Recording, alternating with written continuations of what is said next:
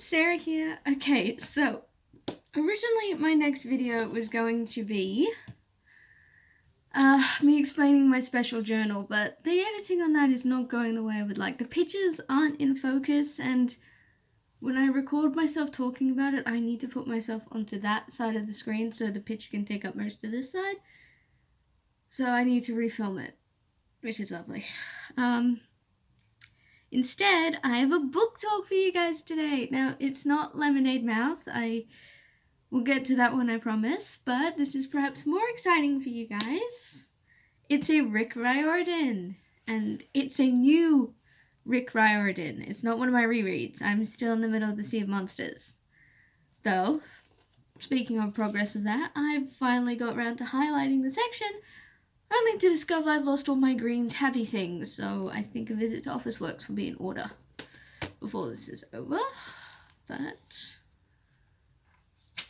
okay, so a book came out in Rick Riordan's series, and I didn't realize because the bookstore didn't let me know it'd come out, and then it turns out it was one of those things where Australia has a different release date to America.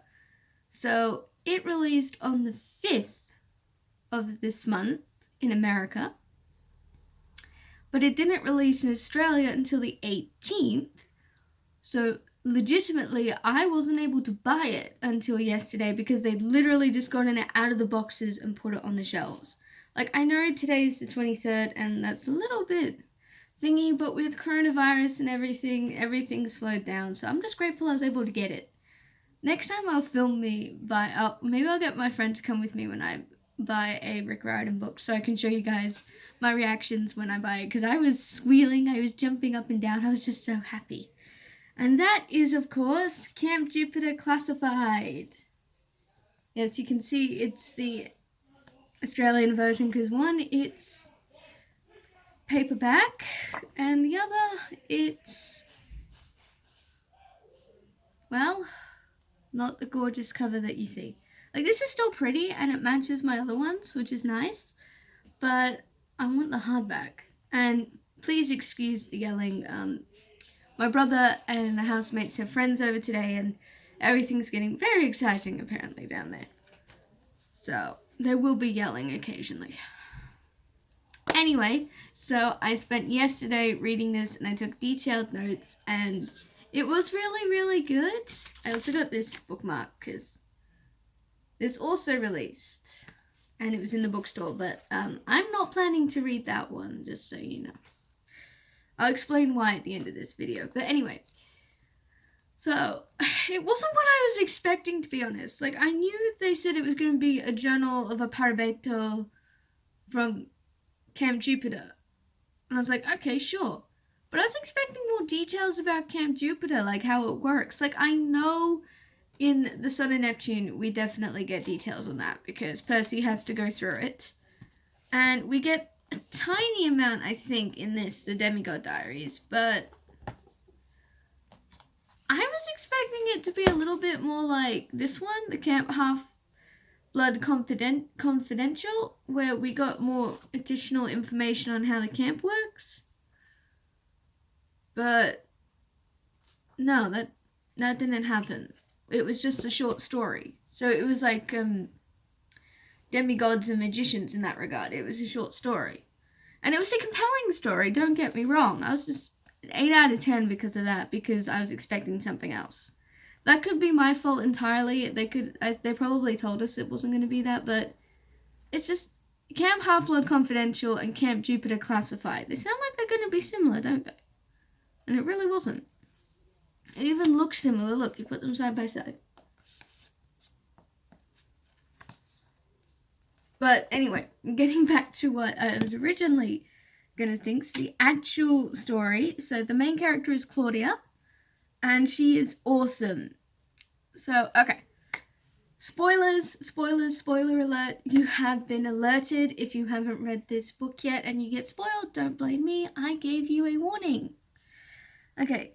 So Claudia is awesome. She's the daughter of Cardia, the goddess of thresholds and hinges, so a minor goddess, and a legacy of Mercury. So, for those of you who are not up to date on your Roman equivalencies, Mercury is Hermes, the god of messengers.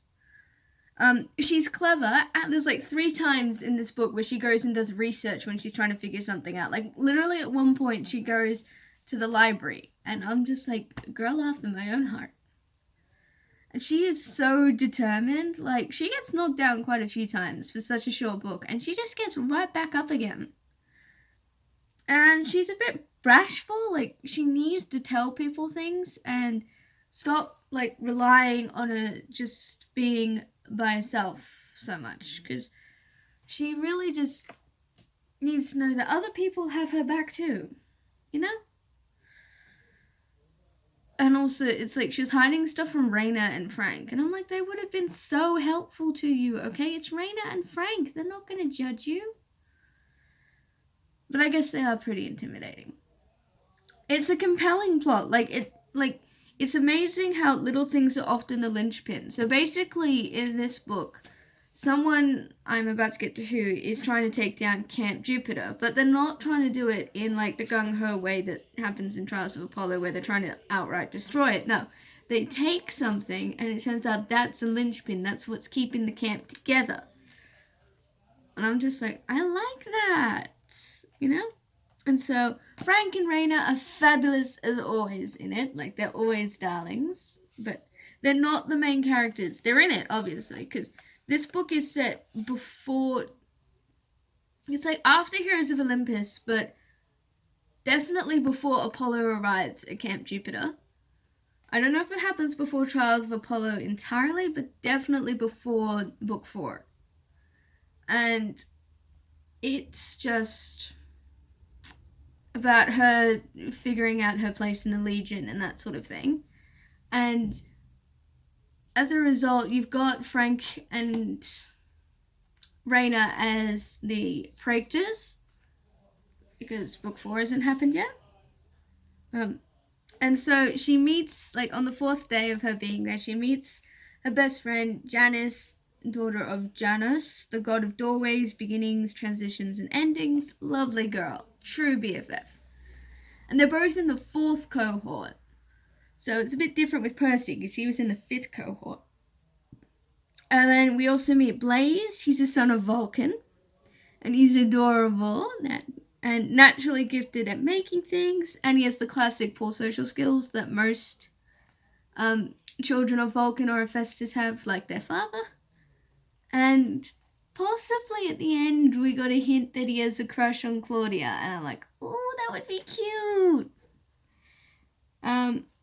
Then another character we meet is Elon, and he gives Fawns a bad name. Like, I wish I knew his reasoning. I'll get to that in a sec, though. And then the bad guy in this is called Mimi, and is the daughter of Mephistus, the goddess of noxious vapors from the earth. So she's vengeful, and she was kicked out of Camp Jupiter for being stinky. I think it was more than just being stinky. I think she was, just, like, not a nice person in general, and it was disrupting the cohort methods. Like, if she was stinky but a lovely person, I'm sure they could have figured out a way to solve the stinkness, you know? She's annoyingly clever. So basically, what Mimi does is she gets, she can't get back to the camp for obvious reasons, but she works at a garbage dump near the camp. And this Fawn Elon likes eating trash for some reason. Like, I know Grover ate like, metallic waste and stuff. Like, he'd eat the cans and whatnot. But still, found it a bit odd. And he's a young fawn. Like, his horn's barely grown in. He's a youngin'. And so Mimi gets Elon to steal an ansil, which was gifted to King Numa, who was the second king of Rome and actually did a fantastic job. So he was given this ansil by the gods, and they said, so long as this ansil is safe, Rome will endure. And he got this guy called Mamerus Venturius, son of Vulcan, and he's a ghost currently, like in present time. to create 11 identical ant-seals in order to protect the original one. So that way, if anyone tried to steal it, they wouldn't know which one was the right one. And so Elon kidnapped the ghost, Maximus Ventris, and tried to get him to tell him which one was the real one. But Maximus, like the MVP, knew how important it was and refused. He's like, I can handle a bit of stink. I ain't telling you jack. Because essentially, Elon put him in like this jar, and it was filled with noxic vapors. And yeah, so he refuses to submit, but Elon still manages to work out that which answer is the real one, and he takes it and gives it to Mimi. I don't think he quite realizes just how important the thing is. Like I said, he's a young fawn, and I think he just wanted access to the trash, and Mimi gave it to him. Like I said, his reasoning I don't completely get, because I don't think it was really told to us. But the point is, she's got the ant-seal, and so disasters have been happening at camp. And Claudia gets suspected because I think she was around a few of the places, but also just because she's like the newest person to camp, and you always suspect the new guy. So she decides she has to figure it out, and she's been given clues. She's been getting these little notes. And so she works out that it's the shield that's missing, and then she frees Maximus Ventris, and she gets Blaze and Janice to help her. And then Raina and Frank also help, and basically they go to the garbage dump, and they get the shield back, and everything goes back to normal. The things that went wrong were interesting, though. Like, the bathhouses get filled with rats, the Colosseum floods, the arrows go haywire, like the shooting arrow things. The food goes missing, so they all have to eat oatmeal. And a really nice thing is at the end, Maximus Ventris finally gets honored. Basically, in the library, they have like these stone plaques on the ground, and every time a hero falls in battle, or I think just dies anyway, they honor them. So there's a lot of new ones because of the battle with Gaia. And they finally add one for Maximus Ventris, because it turns out he never got one. And you're just like, come on. He did a lot. That ant-seal turned out to be super important, and he was the one who came up with the other 11. And an ant-seal is a shield that looks like a cello. And it goes a bit more in depth onto the minor gods and goddesses, which is cool. Because I liked how they did that. Like, I liked that the main hero, while a legacy of Mercury, was the daughter of one of the minor goddesses. I thought that was pretty cool. And so when she before the ceremony where the thing gets laid, she's just wandering around New Rome. She goes to this place and she sees her mother, because her father had a picture of her mum. There's lots of lovely little drawings in it. Wait, I'll show you one.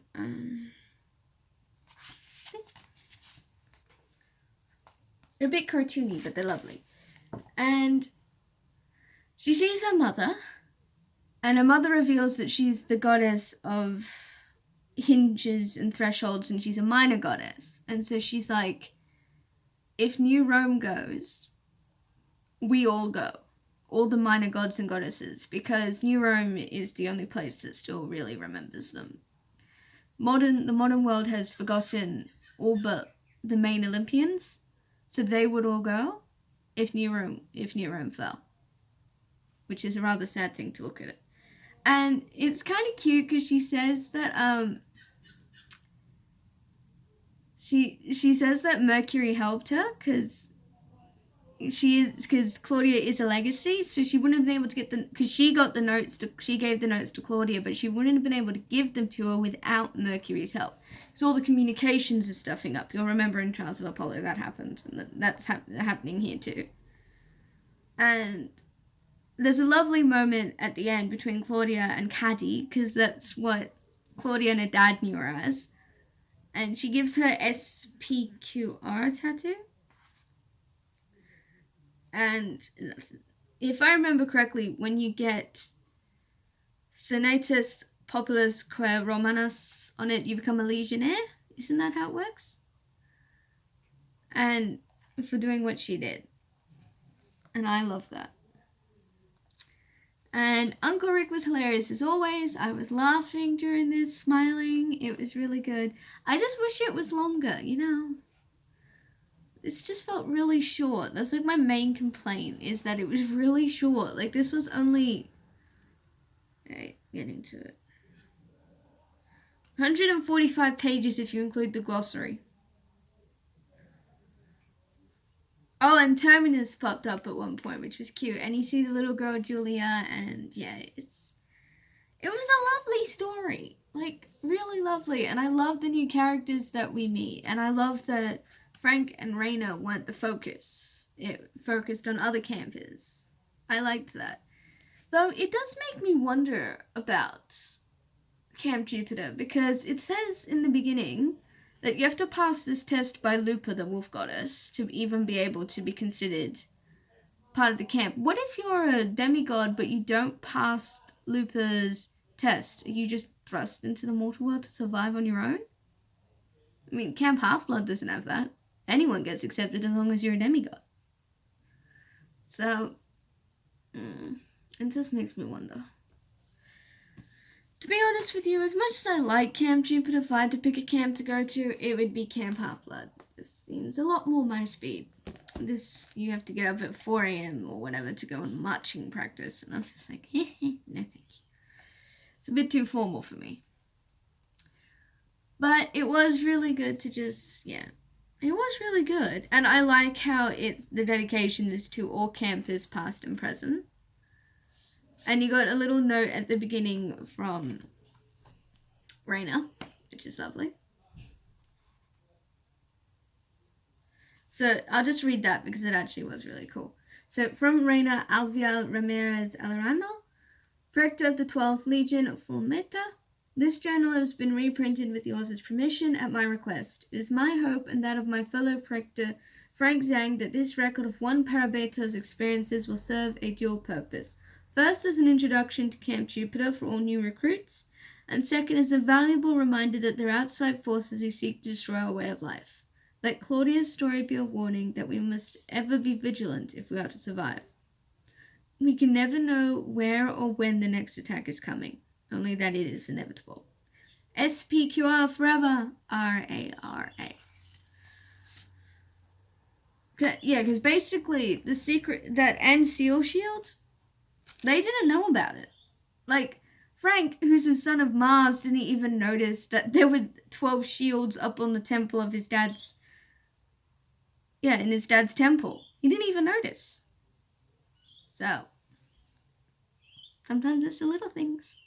Anyway, so I recommend reading this if you love Rick Riordan. It was very good. And yeah. Alright. So that's all for today. Yeah, I will not be reading this because I had a hard enough time getting through Mockingjay. So do not expect me to read this. Especially since it's just about that charmer, President Snow. Yeah. Anyway, thanks for watching, guys. If you enjoyed this video, leave it a comment, maybe even subscribe. And my last video will be here or here. And yeah. I hope you enjoyed. Leave a comment if you're going to read this, or what was your favorite part of the story. Bye, guys!